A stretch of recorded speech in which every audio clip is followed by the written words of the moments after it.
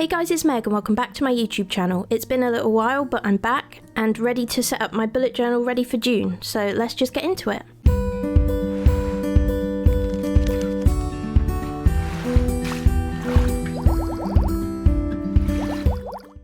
Before we get started, I wanted to show you the pens that I'm going to be using in today's setup. So it's going to be a combination of my Tombow brush pens, some simple fine liners, and I'm going to be using the size 0.1, the Stabilo Pen 68 brush pens, and of course I used my trusty Tombow monograph pencil and Tombow eraser to sketch the outline before I start. So as you will have seen by the thumbnail and the title of the video, the theme for my June bullet journal is going to be a whimsical cottagecore, mushrooms and butterflies kind of theme, and I actually think it's one of my favourite themes I've done. So I really hope you like it and let me know what you think as we get through the video. But here you can see me setting up my cover page, and I'm just starting off with the 0.1 fine liner to outline all the little doodles and sketches that I've made on the cover page. So like I said, the theme is whimsical cottagecore, so I'm going with little mushroom houses and strawberries on vines to decorate the page, and then I'm adding little stars and butterflies to fill in the blank spaces. Here I'm just drawing my first little mushroom house. I have actually done a mushroom theme before, but I don't know if I've done mushroom houses. But I was actually scrolling just on social media and I saw an ad from Dusk, and it was just this super cute blanket that they were selling, and it had mushrooms and fairies and strawberries all over it. And as soon as I saw it, I knew that was what I was going to make my June theme. So I just thought I would share that, because sometimes it's hard to come up with new themes all the time. I think that just shows how inspiration can just strike you from anywhere, and it just really doesn't matter where it comes from. But going back to the video, I'm just finishing off outlining all of the drawings, and whilst I did use the black fine liner for pretty much all of the drawings on the page, I actually used a green fine liner. I used one of the Staedtler ones, so that the vines that the strawberries are growing on are green, but it actually looks really nice and does just bring that green into the vines where it's needed. And now I'm just colouring everything in, which is my favourite part because you can obviously see the page start coming to life. I'm using mostly the Tombow brush pens to colour in. Because they're a brush tip, you've got that really pointed tip to use for outlining and tiny details, but you can also colour in and cover a bigger area when you need to as well. So they really are just my go-to at the moment for colouring in, and the colours are so vibrant. The red in particular looks just perfect on this page. And as you can see, I'm also using a Stabilo brush pen in green, purely because I didn't have the right shade of green in my Tombow brush pens, so just had to mix and match a little bit to get the right shade. I also used the Stabilo brush pen for the brown shadow under the mushroom and the door, which was actually really helpful because the tip is slightly smaller, so it was a good size for those smaller bits of detail. Then I'm going back to the red Tombow to colour in the June bubble lettering for the title, and I'd always been under the impression that pink and red clash, but they just work so perfectly for this theme, and I love how the bubble letters look on the pink gingham background. And just to finish off the cover page, I'm using my Uniball Signo Broad white gel pen just to add little highlights to the strawberries and to the bubble lettering. And when you're adding highlights, you just need to choose an angle for the light source to be coming from, because the highlights show where the light's hitting, and it just looks that little bit more effective when that light source is consistent. Then I'm just using the green fine liner to add some stems to the leaves, and that's the cover page all complete.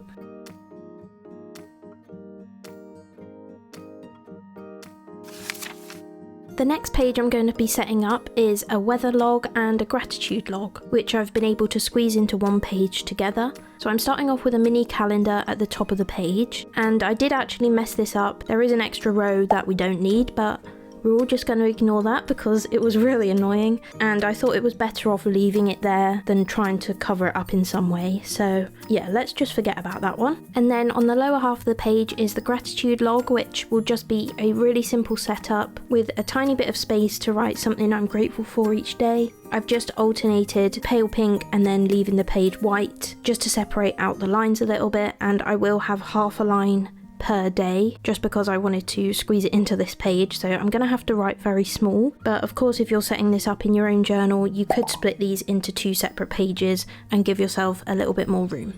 But the little calendar at the top of the page, as I said, is for the weather log, and I will just be filling in each of the boxes with a little doodle to represent the weather for that day. It's something I've done quite a while ago and it was really popular, and I've also had a few comments asking me to include a weather log going forward. It's one of those that's just really easy to set up and it looks really cute once it's filled in as well, so that's why I've added that one in this month. And I just added a few little doodles in some of the blank spaces around the page, including a really cute little jam jar.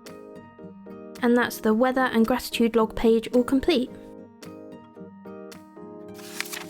Next up is a double page calendar spread, and if you wanted to, you could combine the calendar and the weather log by maybe adding a little doodle to represent the weather in the corner or something like that.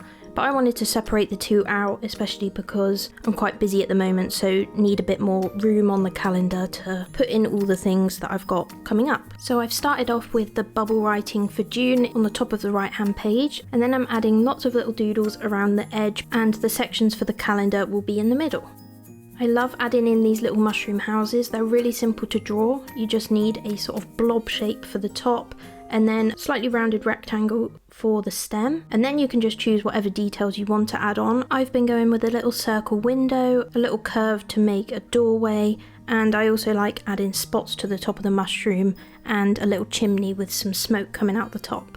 Then I'm adding in a little flower. I don't know if it's meant to look like a daffodil or whether it's meant to be like snowdrop bluebell type of thing, but I decided to colour it in yellow because that's how it was on the blanket that I was talking about that gave me the inspiration, and it also means the yellow just fits in with the theme, so a bit of artistic license there. Maybe it's not a real flower, but it looks really cute and gives a nice bit of variety to the border. Now I'm filling in the little boxes for the calendar, and this will be where I write my daily events. So I'm using the Tombow brush pen in a light pink, and I wanted it to look like that gingham pattern that I used on the first page. So I rounded the edges of the boxes and then just went over the top with some horizontal and vertical lines to create the little crisscross pattern, and it actually turned out really cute. When I was doing it, it looked a little bit messy and it's not entirely uniform, but I think that just makes it fit better with the theme. And luckily for this calendar, unlike the weather log, I did actually do the right amount of boxes for the days of the month. Now whilst you watch me colour in all of the little doodles around the edge, I thought this would be the perfect time just to give a little update on what I've been up to, as I haven't posted in quite a long time. So for anyone who's interested, I thought we could have a quick catch up. Whilst I've not been posting, I have actually been journaling quite a lot, sometimes daily, but at least once a week. And for this, I've just been using a simple lined journal, and over the last year or so, I've used both a Yop and Tom lined journal and also a Lecterm journal, if that's how you say it. But it was just the kind of stuff that wasn't really something I wanted to be sharing online, so I decided to take a bit of a break from posting, but definitely kept up my own personal journaling practice. But of course, I did end up missing my bullet journaling, so at the end of last year, I decided I would start bullet journaling again. I got a new journal and I even filmed the full setup ready for the start of 2025. But the day after I filmed that, it was actually on my birthday. We found out that my dog, he'd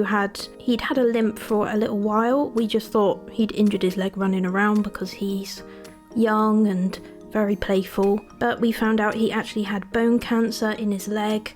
So safe to say that was the worst birthday ever. Our Christmas was then just spent worrying about him and looking after him. I really didn't feel like editing that video and totally scrapped the plans to bullet journal at that point. In January, my dog, his name's Finn, he had an amputation to try and give him a bit more time and give him a better quality of life, and since then we've just been looking after him and spoiling him, and I'm very pleased to say that he is still with us and still very, very happy, and he's just living his best life on 3 legs at the moment. So in May I picked up a new bullet journal for a fresh start, and here we are.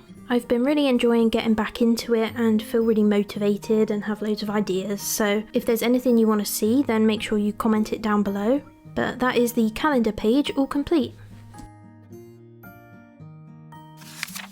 Moving on now to the mood tracker page. I'm just starting off with the bubble writing in the top left hand corner with a few little doodles of butterflies and stars. And then I'm drawing some strawberries on a vine, and this is actually what I'm going to use for the key for the mood tracker. So each strawberry will be coloured in a different colour to represent a different mood. Of course, I then had to add in another little mushroom house, which will probably become a feature on every single page as we go through the month. And then I'm adding in the grass along the bottom border, as well as another of those daffodil bluebell flowers, whatever they're meant to be. And then I decided I would use butterflies as the mood tracker, just because I thought they were a simple enough shape to recreate over and over, and it also works quite well with all the other drawings I've got on the other pages, just to have lots of butterflies flying around. And then of course I will colour in one of the butterflies each day of the month with the right colour for the corresponding mood. For the moods, like I said, I'm using the strawberries in the top corner, so I'm colouring them in different colours from the theme: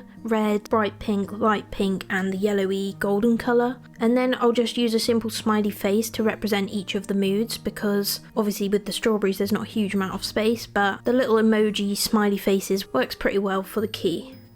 Whilst it might look a little bit repetitive on the camera, I think using a similar setup for each page is actually really helpful to help you plan out your themed bullet journal spreads. So something simple like using the same type of lettering, having the little mushroom house in the corner with grass along the bottom, is just a simple way that you can make each page look cohesive, but also make things a little bit easier for yourself, not having to imagine a whole new layout every single page. And that is the mood tracker all complete.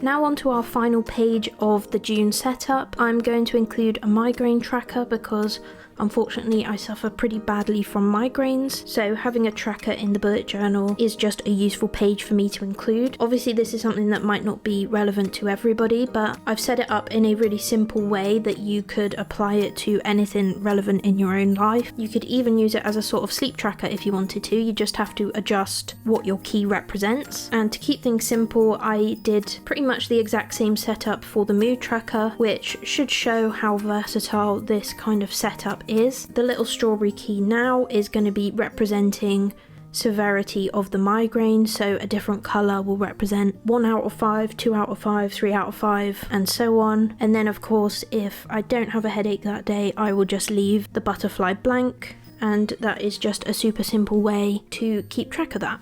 But now I'm just finishing colouring in the last bit of bubble writing, adding the numbers into the strawberry key, and then my last bit of white gel pen highlights, and that is the last page of this setup all complete.